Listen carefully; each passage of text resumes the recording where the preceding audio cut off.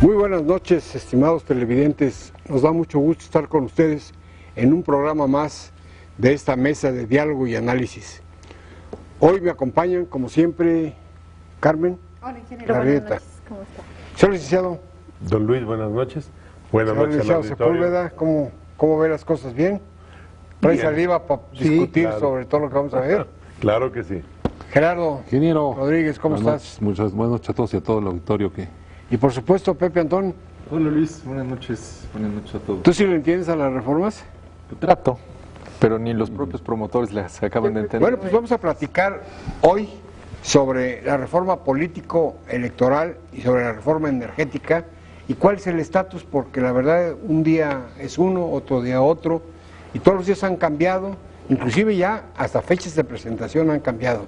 Esperemos que este miércoles que viene se cumpla la fecha en la que el Ejecutivo va a presentar la reforma energética. ¿Estoy correcto? Fíjate que el programa pasado, Luis, decíamos, dentro de 8 días nos vemos ya para el análisis de la iniciativa formal, y como nosotros, pues se quedó toda la prensa, toda la opinión pública, porque pues se pospuso la presentación del presidente de la iniciativa formal de reforma energética. Con alguna razón. Pues yo estimo que no están listas todos los amarres políticos y prefirieron postergarla un poco, porque también está, como tú bien dices, el tema de la reforma política, la reforma electoral, que no son lo mismo, se han mezclado ahí mediáticamente. Sí, pero no. Y ha habido 1000 reformas políticas, ¿no? Hay que decir eso también. La gente puede hacer un ejercicio muy breve de memoria y decir, oye, pues hace un año también en la reforma política, y en 2007 también hubo reforma electoral. Y de todas decían que era la buena. Y de los La 70s venimos diciendo que la reforma política es la gran reforma que ¿Se podría necesitamos. decir en una palabra que la reforma política va hacia los partidos? A la operación, ¿no? Yo creo que no. Yo creo que la reforma política, una buena reforma política que adecúe las circunstancias a lo que estamos viviendo en la realidad de los procesos electorales, siempre va a beneficiar al elector y al ciudadano. Creo que el reto sería el siguiente. En los 70 se abrió un sistema político que estaba profundamente anquilosado, cerrado. Se le abrieron espacios a la participación de la oposición. En los 80s el gran avance fue reconocer, ya hacia el 89, pero el triunfo de la oposición en la esfera local. En los 90s el gran avance fue ciudadanizar a la autoridad electoral. En el 2000, pues evidentemente la alternancia política en un entorno de alta competencia electoral. Creo que el reto de hoy es adecuar todas esos pequeños pasos a la esfera de lo local. Hoy en los procesos electorales a nivel local vemos vicios previos a los 70s. Vemos que a nivel nacional logramos institucionalizar muchos cambios de apertura, de transparencia, de rendición de cuentas, que dan representatividad al ciudadano, que en la esfera de lo local pues está reducida a la simulación. Hablo de todos los estados de la República, hablo de todos los municipios. Entonces, una reforma política, al menos como se ha planteado, pasa también por adecuar los tiempos nacionales a los tiempos locales, que parece que estamos desfasados. Pero el tiempo pasa, ¿eh? El tiempo pasa, de ahí la propuesta de un Instituto Nacional de Elecciones, una propuesta muy polémica porque desaparecería a los órganos electorales locales. Hay voces muy autorizadas como José Goldenberg, como Jorge Alcocer, que es, así como tiene su revista Voz y Voto, pues él es juez y parte, ¿no? Sí, claro. Es actor, pero también hace las iniciativas, pero es de un los guate, buenos, ¿eh? es un guate Sí, que es le sabe el estudioso. tema electoral, indudablemente. No, y es estudioso, ¿eh? Ellos están en contra. Ellos están en contra de crear un Instituto Nacional de Elecciones porque, y me parece que con un argumento que al menos hay que escuchar, que es válido. Es decir, estamos queriendo resolver el problema antidemocrático en lo local con un mal diagnóstico, que es toda la culpa es de los gobernadores. Entonces, ellos plantean que para resolver ese problema, la centralización de facultades en la organización de los procesos electorales pues no necesariamente va a resolver el problema. Entonces, el tema está ahí y eso es solo en la parte electoral. En la parte de la reforma política se han propuesto, entre otros temas, la segunda vuelta en la elección presidencial. La Pero- propuso ya formalmente como iniciativa el PAN esta semana. A ver, para que a nuestros televidentes entiendan bien esto, en el caso del instituto este que se piensa proponer para crearlo, en el Instituto Nacional, Nacional de ¿verdad? Elecciones. A ver, ¿qué sería? ¿Un IFE grandote? Centralizado, ¿no? Quitando Sí. Donde todas las funciones de todos los IFEs estatales estarían. Sí, es correcto. Ese es el- Sería centralizar, digamos, la facultad de organizar y velar por las contiendas electorales. No quiero pecar de inocente, pero los gobernadores lo autorizarían. Desde luego que no. Y entonces, ¿qué va a seguir? Es que aquí el fondo del problema es que estamos en la repartición del poder. Todas estas reformas lo único que buscan es cómo nos repartimos el Claro. poder. Yo creo que el fondo de la reforma tendría que ser cómo conseguimos elecciones verdaderamente auténticas, periódicas, como lo plantea la Constitución. O sea, aquí Se ha lo avanzado importante- mucho, ¿no? O sea, Aquí lo importante, digo, sí se ha avanzado, Sí. pero seguimos con el lastre de que en todas hay trampa. O sea, en la reforma siempre, o sea, nuestros políticos son gente muy brillante, pero con lagunas mentales. Entonces, digo, hacen el diagnóstico muy correcto, pero a la hora que se toca la rendición de cuentas, a la hora que se toca el combate a la corrupción y eso, ahí se vuelven amnésicos. Ese tema desaparece del asunto. Entonces, más que ver si le toca al ámbito local o le toca al ámbito federal, el ámbito federal tampoco es un dechado de virtudes. O sea, esta repartición que se hace de los consejeros electorales en base a cuotas partidistas me parece medieval, o sea, verdaderamente atroz. Entonces, aquí lo importante es esto, cómo hacer que las cosas funcionen bien, que realmente vaya en favor del ciudadano.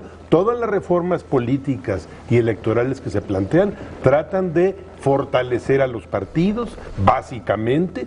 O sea, vaya, el problema, y se pone el ejemplo, vamos a proponer la reelección de los diputados. Nuestro problema es que tenemos diputados deformados, que son entre gestores, entre actores políticos, a ratos legisladores, en fin. Y todavía vamos a proponer ahora que se reelijan. ¿Por qué no mejor vamos desde un principio del diseño propio de la representación popular, cómo vigilar que cumplan con su trabajo y no ver si van a reelegirse o no van a reelegirse? A mí, A mí sí me gustaría que el diputado de la zona donde yo vivo regresara para pedir mi voto, Ah, no vaya. haya hecho un papel. No lo que se llevó. No lo que sí, no, eso ya no lo regresa. bueno. Eso ya sería, no, yo me refiero, Utópico. la verdad es que hace mucho más daño las cosas mal hechas como lo hacen ellos que el que se roben el dinero. Porque ahí en los diputados no creo que haya mucho más que sueldos onerosos, ¿no? Bueno, ahí están todas estas áreas de opacidad en el manejo de los recursos de las fracciones, los bonos para gestión, los bonos para mil cosas. Sí hay un problema también a corregir También ahí, ¿no? Sí, claro. Gerardo, Pues mira, Luis, yo creo que es un buen avance ver reunir las fuerzas políticas a los partidos políticos. ¿con lo del pacto? Con el No, pacto. por supuesto.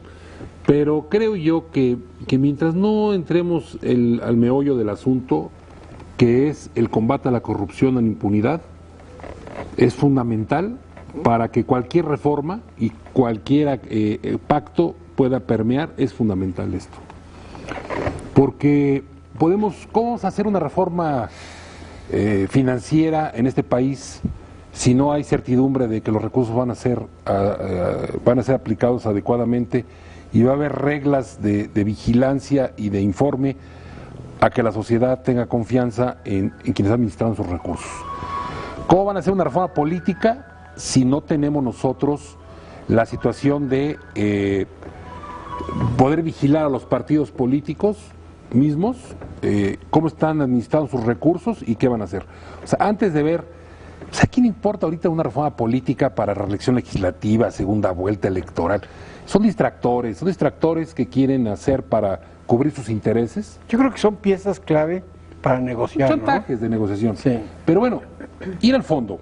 En el Pacto por México hay 90 puntos de acuerdo, de coincidencias que hicieron los partidos políticos y los actores con el presidente.